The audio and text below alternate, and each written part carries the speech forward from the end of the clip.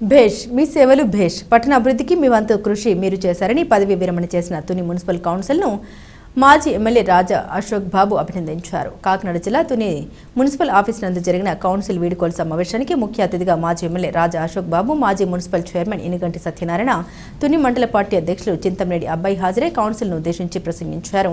కూటమి ప్రభుత్వం వచ్చిన 2 సంవత్సరాల్లోనే మంచి అభివృద్ధి జరిగిందన్నారు. పార్టీలు ఎలక్షన్ టైంలోనే ఉండాలని, అభివృద్ధి విషయానికి వచ్చేసరికి మన పట్టణం మన ఊరు అనే నినాదంతో పనిచేయాలన్నారు. అప్పుడే పట్టణం అభివృద్ధి చెందుతుంది కాబట్టి ఎలక్షన్ అయిన తర్వాత పార్టీలు అతీతంగా అభివృద్ధి పరచుకోవాలని కోరారు. అనంతరం చైర్పర్సన్ నార్ల భువన సుందరి, వైస్ చైర్మన్ రూపాదేవి, మరో వైస్ చైర్మన్ సురేష్ను మరియు కౌన్సిలర్లను ఘనంగా సత్కరించారు. ఈ కార్యక్రమానికి కూటమి నాయకులు అధిక సంఖ్యలో హాజరై వీడ్కోలు శుభాకాంక్షలు తెలియజేశారు.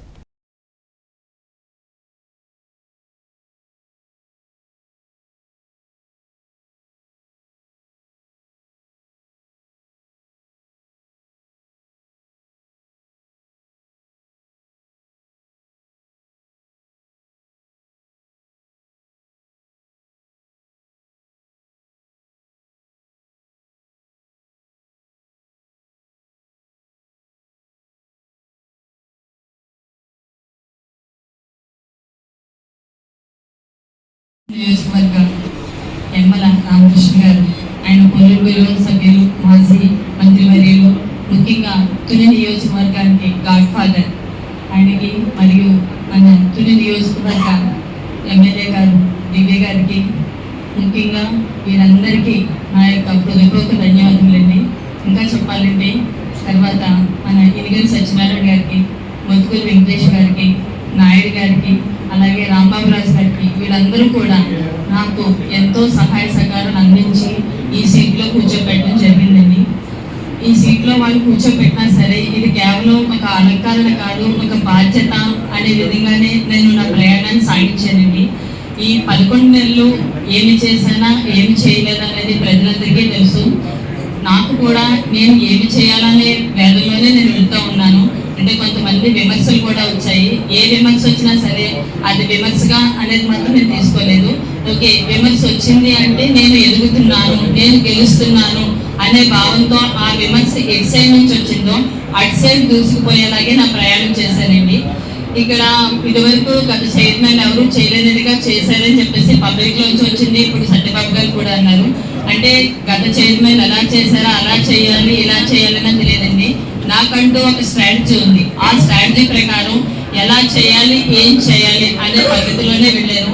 మీ అందరికీ తెలుసు నేను ఒక ఉపాధ్యాయులు అని చెప్పేసి ఒక 25 years నేను ఉపాధ్యాయ వృత్తిలోనే ఉన్నాను. సో నా పిల్లలకి కూడా నేను నెంబర్ ఆఫ్ స్ట్రాటజీస్ అప్లై చేస్తాను. ఎన్ని స్ట్రాటజీస్ అప్లై చేసినా సరే 100 members ని నేను ఒకే రీతిలో, అంటే ఫస్ట్ బెంచ్ లో కూర్చోబెట్టలేదు. ఫస్ట్ బెంచ్ అంటే first holder, so first holder లో కూర్చోబెట్టాను.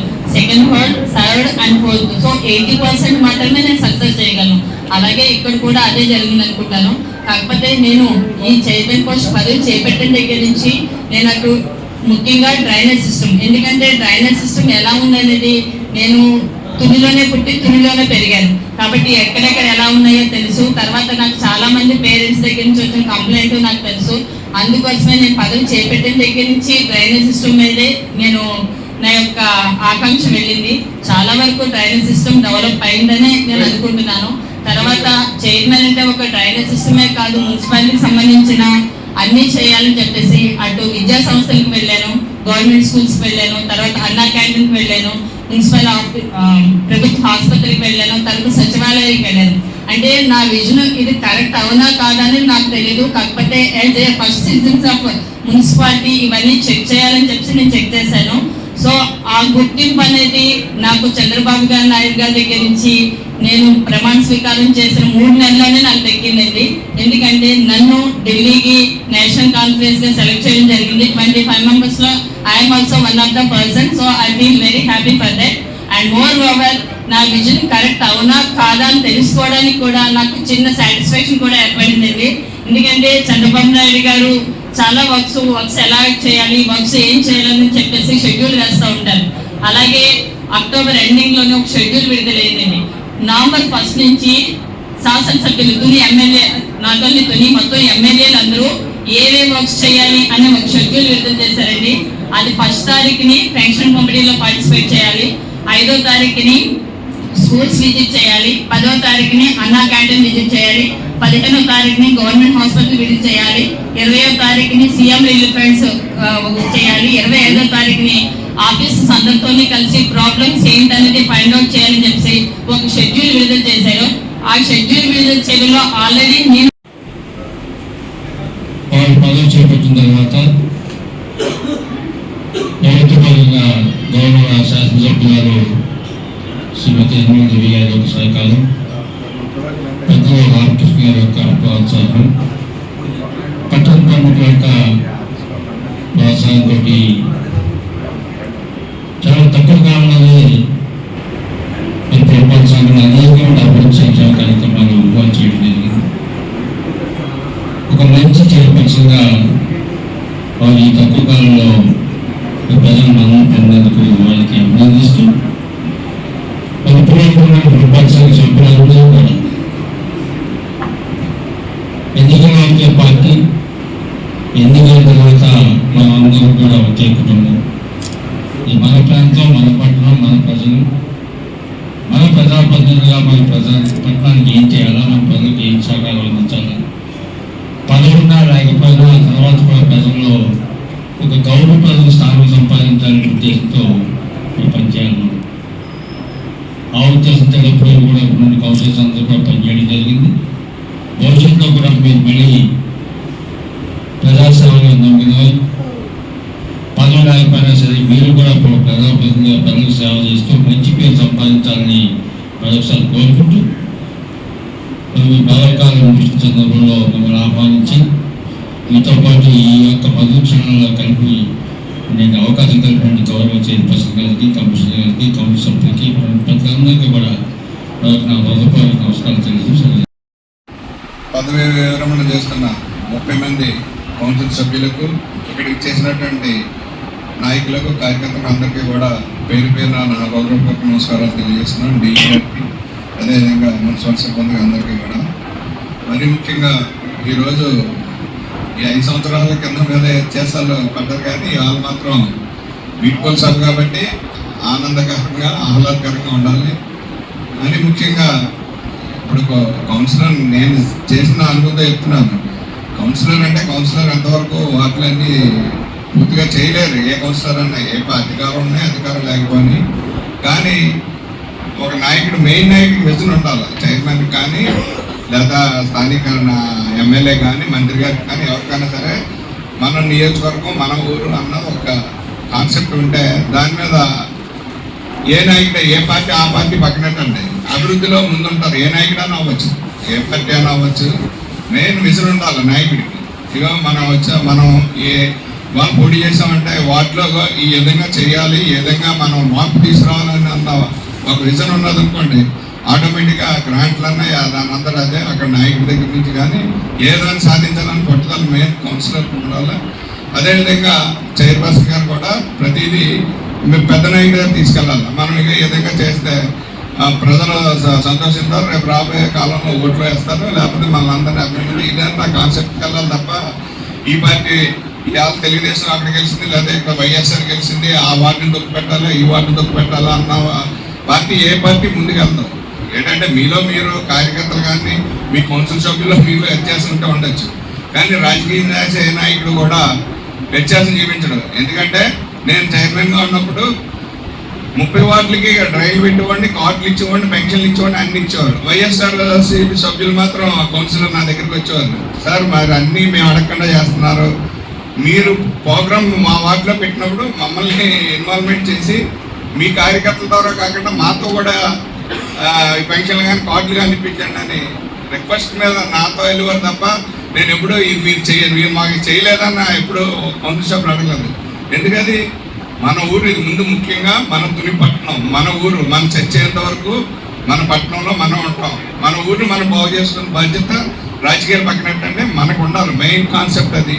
రాజకీయాలనే ఎలక్షన్ పోటీ పడి గెలిచేంత వరకే, తర్వాత వ్యక్తిగత కక్షలు ఏమైనా ఉన్నా అవి కూడా పక్కన పెట్టాలి. ఎందుకంటే అది సమంజసం కాదు. వ్యక్తిగత పక్షాలు కక్ష తీర్చుకోవాలో వాళ్ళ ఫలితాలు ఏంటనే గతంలో జరిగి చూసాం, మన కళ్ళు ఎదురుకుంటా జరిగాయి. కాబట్టి ఆ కాన్సెప్ట్లన్నీ పక్కన పెట్టండి. దయించి రాబోయే రోజుల్లో కూడా మన ఇందులో ఎంతమంది కౌన్సిల్ సభ్యులు వస్తారు, మళ్ళీ పోటీ చేస్తారు ఏదన్నది పక్కన పెట్టినా రావాలి అందరూనే. ఇప్పుడు ఈ 30 మంది కూడా మళ్ళీ మీరు పోటీ చేయాలా, మళ్ళీ మీరు రావాలా. అందరూ అంబిషన్ ఉన్న వాళ్ళు కంపల్సరీగా, కాన్సెప్ట్ ఉన్న వాళ్ళు కంపల్సరీగా మున్సిపాలిటీకి రావాలా. మీరు వచ్చే ముందు మాత్రం మీరు బుర్రలో మాత్రం పెట్టుకోవాలి, ఈ వాటిలో ఇంకా ఈ పనులు ఉన్నాయి, ఇది మనం చేయాలా. డ్రింకింగ్ వాటర్ కానీ, డ్రైనేజ్ కానీ, రోడ్లు కానీ, లేకపోతే ఈ కొన్ని కుటుంబాలకు ఇల్లు లేవని కానీ ఒక కాన్సెప్ట్తో వచ్చారనుకో కనీసం 100% చేయకపోయినా సరే 25% అని మనం చేస్తాం. మనం చేయకపోతే మన వెనకాల వాళ్ళు కూడా అదే కాన్సెప్ట్తో మనం పొడి చేయకపోయినా వచ్చే కౌన్సిలర్ కూడా అరే బాబు నేను ఇది వరకు చేశాను, నేను ఇది ఎందుకు రాబోయే రోజుల్లో ఇది మన వాటికి చేసుకోవాలని ఉండాలి. టౌన్ బాగుపడడానికి కారణం ఏంటంటే కంటిన్యూ రాజకీయం చేయరు, ఎందుకంటే రిజర్వేషన్ ప్రకారం వస్తారు వెళ్ళిపోతారు. అదే రూరల్ అయిందనుకోండి, రూరల్లో నాయకులు కంపల్సరీగా ఆడ ఊరిలో పట్టు ఉంటుంది, ఈ విధంగా చేద్దారని కొనసాగుతారు చివరి వరకు రాజకీయాల్లో. టౌన్లో అలా కాదు, రిజర్వేషన్ పెట్టి వస్తారు వెళ్ళిపోతారు, అందుకే టౌన్ దాని మీద ఇది ఉండదు. అదేవిధంగా మన ఎమ్మెల్యే గారు, మన దివి గారు, మేడం గారు కూడా అదే కాన్సెప్ట్ ఏంటంటే రాజకీయాలు అతీతంగా, పార్టీలకు అతీతంగా ఏ వార్డులో కానీ, ఏ ఊర్లో కానీ, ఎక్కడైనా సరే ఏ వర్క్స్ కావాలన్నది అవి నోట్ చేసుకోవడం. గ్రాంట్స్ వచ్చాయనుకోండి, ఇక ఆ గ్రాంట్లలో ఇదివరకు గుడ్డిగా అవి గెలిచేసాడో లేదా నాలో వీళ్ళు ఎవరో ఒక గ్రాంట్లు పెట్టానంటే పెట్టేసేవారు. ఇప్పుడు అలా కాదు, ఆవిడ కంపల్సరీ డైరీ మెయింటైన్ చేస్తున్నారు. ఆ డైరీలో ఆవిడ ఒక విజన్లో వెళ్తున్నారు. ఈ ఊర్లో ఈ సంస్థ ఉంది, అక్కడ 10 లక్షల గ్రాంట్ వచ్చింది, ఆ సంస్థ తీరుతున్నారా లేదా అక్కడ నాయకులు కానీ ఇక్కడ పెట్టిన వాళ్ళు కానీ కంపల్సరీగా ఆవిడ అడుగుతుంది. ఎందుకంటే నాకు అనుభవంలో అలాంటి అశోక్ గారి తర్వాత ఇంత విజన్ ఉన్న నాయకురాలు నేను చూశాను. అంటే రామకృష్ణ గారు ఆయన విజన్ వేరు, ఆయన విజన్ మనతో సరిపోము, మనం తట్టుకోలేము. అదేవిధంగా అశోక్ గారు కూడా ఒక కాన్సెప్ట్ ఆయన ఎమ్మెల్యే అయిన తర్వాత అన్ని ఆలోచించారు. ఎన్ని సంవత్సరాల్లో రామకృష్ణ గారు చేసిన ఆయన మన అశోక్ గారు ఒక విజయపతికి తులిపట్నం ఒక ఇది వచ్చింది, అశోక్ గారు చేశారు అని ఇప్పుడు కాన్సెప్ట్. అలాగే ఏంటంటే ఒక విజన్ ఉండాలి. నేను అలాగే చైర్మన్ గారు మనం చైర్మన్ టైంలో మనం ఏదో ఒకటి చేయాలని సీతారాంపురం రోడ్డు ఒకటి, అదేవిధంగా పార్క్ సెంటర్ నుంచి అశోక్ గారు అన్నారు ఇన్నాళ్ళ నుంచి మనం ఈ కౌన్సిలర్లు చేయలేకపోయారంటే ఈ రోడ్ డెవలప్ అయ్యింది, నువ్వేం చేసావు పార్క్ గోడలు, హాస్పిటల్ గోడలు, మార్కెట్ యార్డ్ గోడ, ఎలా అన్ని జరుపుకుంటూ వచ్చావు, బ్రహ్మాండ రోడ్డు అయ్యింది. అలా చేయాలి, అలాగే కాన్సెప్ట్ ఉండాలి. మెయిన్ అదే ఆంజనేయ స్వామి గుడి సెంటర్ ఇలా ఇవన్నీ. This news sponsors by Shri Krishna enterprises. Railway station ఎదురుగా మా వద్ద అన్ని టీవీలు, ఏసీలు, ఫ్రిడ్జ్లు మరియు అన్ని రకాల ఫర్నిచర్ హోల్సేల్ ధరలకు అమ్మబడును. ఈ కృష్ణ ఎంటర్ప్రైజెస్ కు విచ్చేయండి. రైల్వే స్టేషన్ ఎదురుగా, main road, Tuni. Proprietor Tamarana Satyanarayana.